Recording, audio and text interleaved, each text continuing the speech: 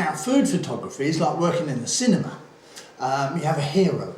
Now, it's traditionally called the hero, and the hero is the piece of food that you're actually going to photograph. Now, just like in the cinema, we have a stand-in to do the lighting. Now, because the stars get a bit stroppy in the end if they have to wait too long, so they start to go a bit sort of stale and nasty, and the cream starts to drip and all that. So we do the lighting on a stand-in. Last minute, we bring in the star, and they're beautifully made up, not at all like the stand-in, as you'll see. Right, well, here he is. This is the stand-in. He's not very pretty, but that doesn't matter. We're only going to shoot him for lighting. I've got a plate that I thought goes quite nicely with it, and I've got a nice little tablecloth which is quite nice as well. So what we're going to do is the lighting on this. Now, I'd normally backlight food, but I'm not convinced that this is suitable for backlighting, but we'll see. We'll get on and have a look at the lighting.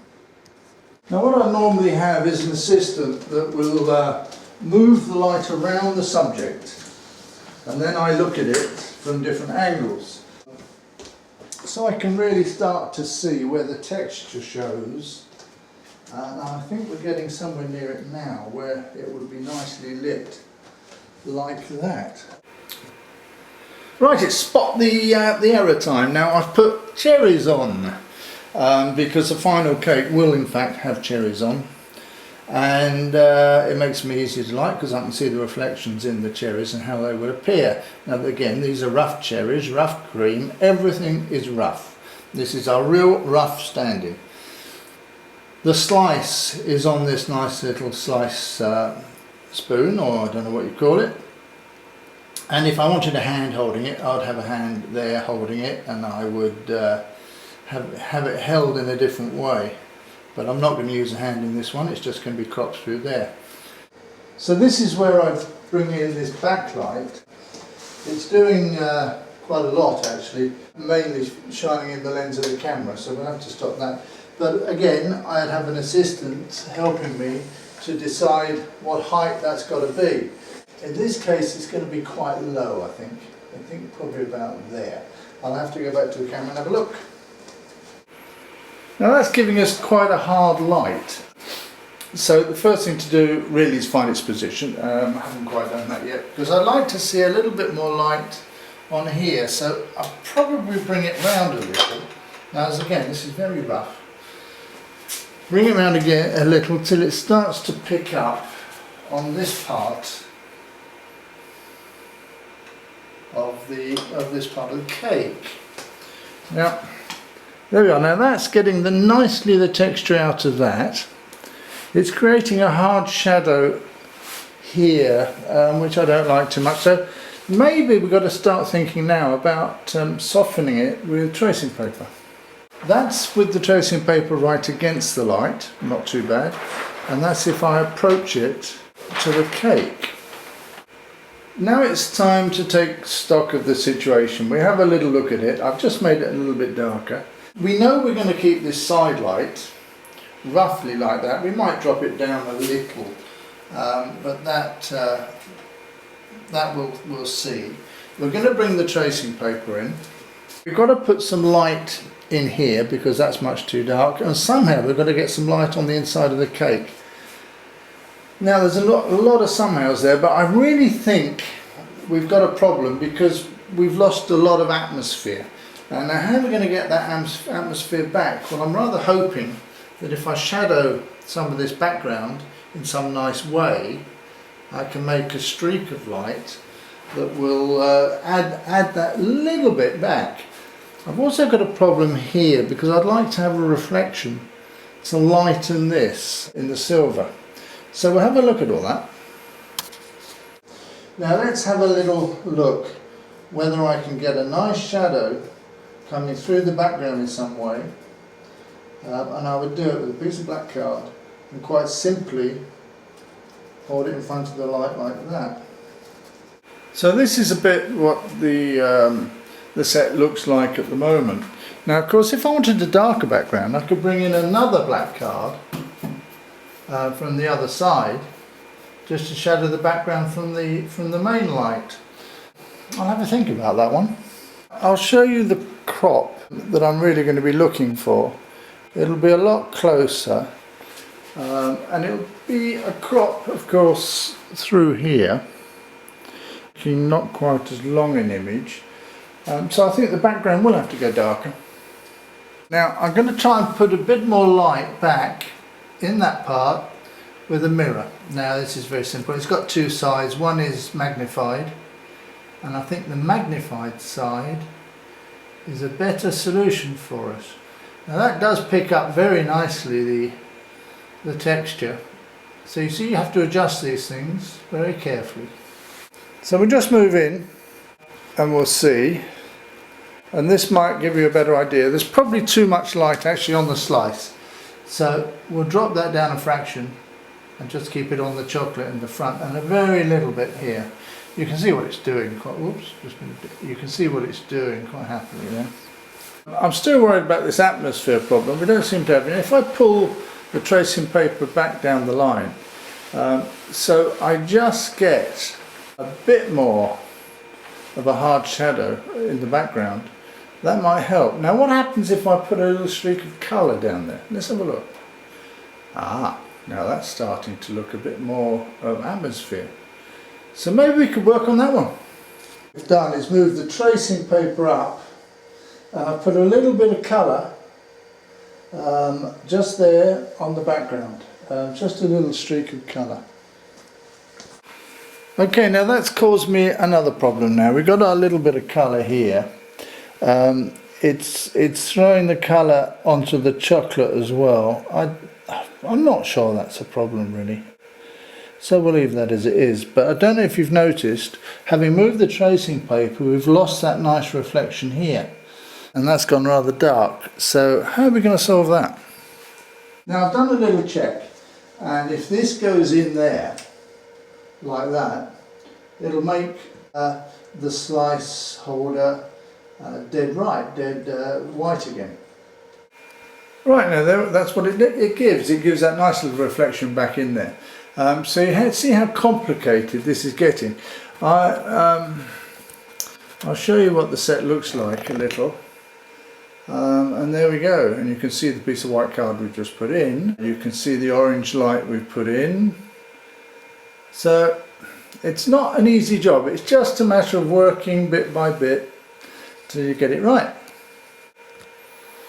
Right, now we're getting to the moment really where we can put the star in, the hero, and then we can finish off the lighting with the real hero. The best way of doing this is to block. It's called blocking. You block the plate so you know you're going to get it back in exactly the right angle. You haven't spent all this time on light to put it in the wrong angle. Okay, now the moment has come to prepare. Now this would normally be being done by a stylist while I was setting up the lighting. Now I'm not a stylist. I'll show you what a stylist would do. Not as well, of course, but I'll try. Okay, now a stylist would normally be very well equipped for this, and I'm going to do it a bit roughly. Voila. Now the biggest problem is not to do one that's too big, because we want to see the slice knife. Right, now that's it, cut. Now this cake's on a piece of cardboard, so I'm going to try and just remove it. No, it's coming quite nicely, That's very good. So that's our nice slice. It looks very good. Now we clean up the rest. So now we've got the problem of making the cake look super. Now it's not too bad, but what I would probably do is rough up a little bit so it makes it look a little lighter. And certainly I've got the problem here that this isn't a nice white. So I have to scrape out some of the white and then put it back, some really good fresh white back. So I've scraped out the old cream, and what I do now is put in some new cream so it looks really nice and white. Now that's how it's done. I mean, it's obvious that when you cut it it's going to get full of chocolate, but it doesn't look too nice. So that's how we do it, and we make it look like it's really full of cream and delicious. Now a stylist would do that beautifully, but unfortunately we can't afford a stylist. Now one of the best people at doing this that I've ever met, she used to do it for us in the 60s, or very late 60s and early 70s, was Delia Smith. Now before she started writing books, she was a photographer's stylist, food stylist, and they were called a home economist at the time. Okay, we've got now the final cake, the final slice.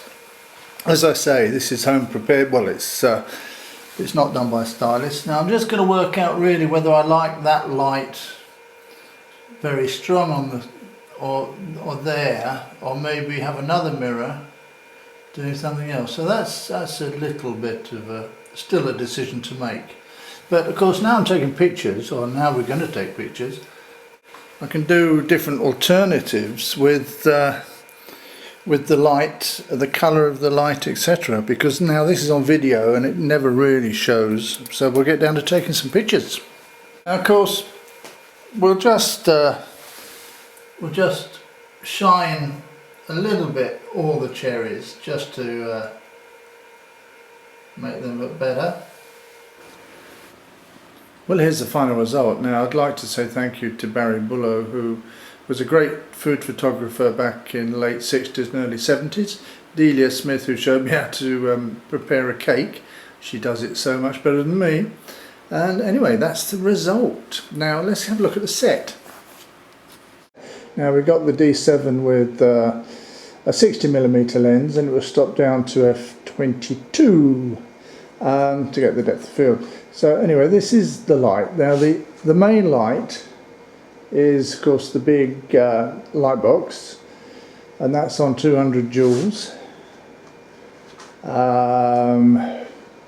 You can see the different reflectors and the white, and the black causing shadows on the background. The tracing paper, and we'll have a look from the other side. And we'll just go down this side now. Very simply, that's 200 joule light as well, or watt-second light. There's our little colour, and that's all that's doing is just adding that nice little bit of colour. And of course the tracing paper, well, I use tracing paper for virtually everything. Here's our lovely cake and the cake slice. But there we go, nice retort stand. Now I'm using 3 retort stands. I find that they're incredibly useful. And this is the view from the back. Very uninteresting really, but just to show you how much work goes into a shot like that.